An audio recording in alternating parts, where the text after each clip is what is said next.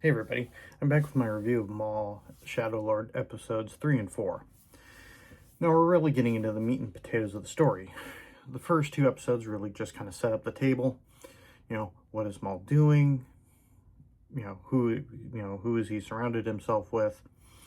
And the kind of overarching story of Maul really trying to get that apprentice. So in episodes 3 and 4, 3 especially, deals more with him trying to woo Devon over to his side, of course, of which he fails in this initial attempt, but you see little hints that some of Maul's messaging is starting to maybe sink in a little bit, and especially by the end of episode 4, you see a bit more of that. We also see Maul really moving on his quest to basically unify the criminal element underneath him through his kind of schemes and taking out leaders and things like that. We also get the subplot of the captain of the guard and, his really kind of obsession with keeping the Empire out of it. Kind of him going and doing things that,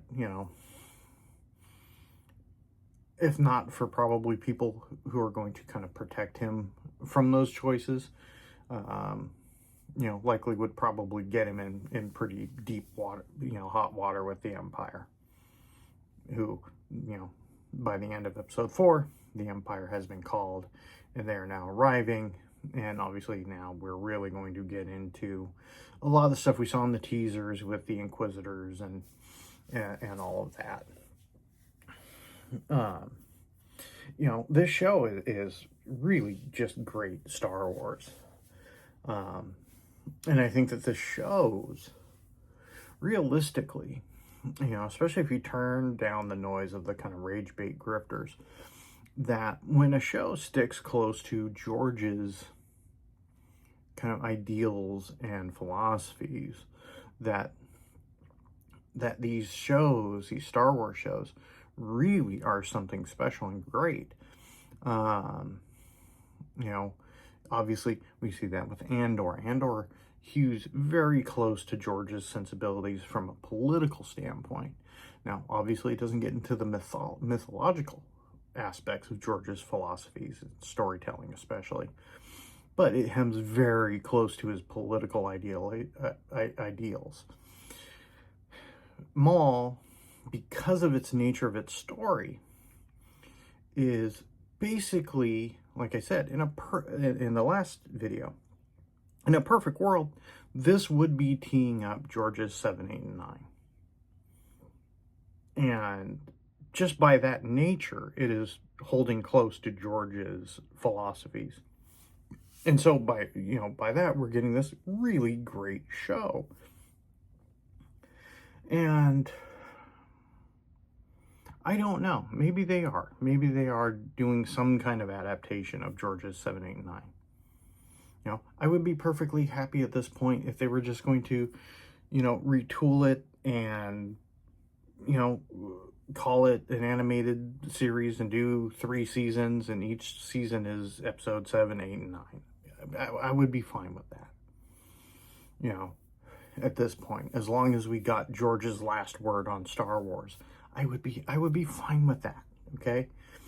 But I want this to at least lead to something.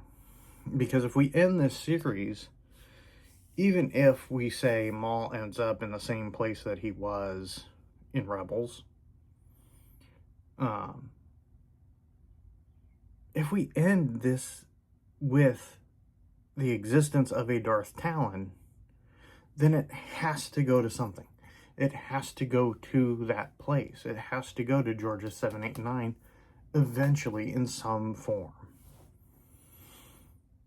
But who knows? I mean, obviously, we've still got a few episodes left. So I don't know. I don't know where this is going. But it is very, very good Star Wars. And it is a really fantastic show. Again, the animation is gorgeous. I can't recommend the show enough.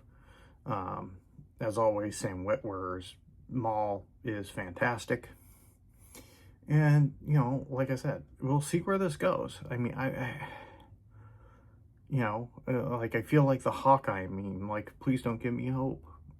You know, like that's how I feel with some of this stuff, you know, because it's so good. And, you know, it's like the Hawkeye meme mixed with the Mr. Incredible, those who don't know versus those who know meme. Because it's like I have in my head what 7, 8, 9 was supposed to be. And I'm watching this show and I'm like, this would be the perfect tee up. Like, this has to be the tee up for it. And then they have to be doing something with it. Like, come on, guys. Like, don't do this if you're not going to do it. Like, why give me this taste? Why give me this morsel of something I can't have? You know, it's bad enough I'm not going to get 100% George's vision.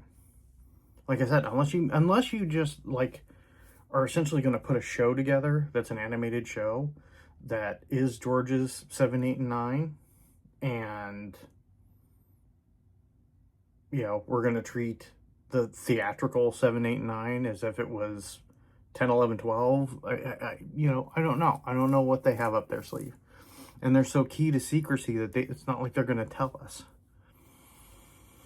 So I don't know. Maybe there'll be some grand teaser at the end of the show that it basically confirms that they're going to do something grander with this. But I don't know.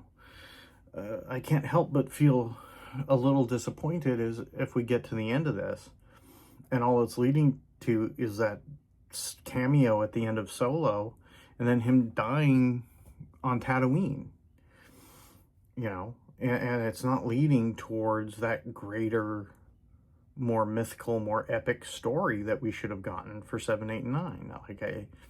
Like I hate the notion of that. Like, you know, that just rubs me the wrong way that, you know, they would dangle that carrot in front of us, you know.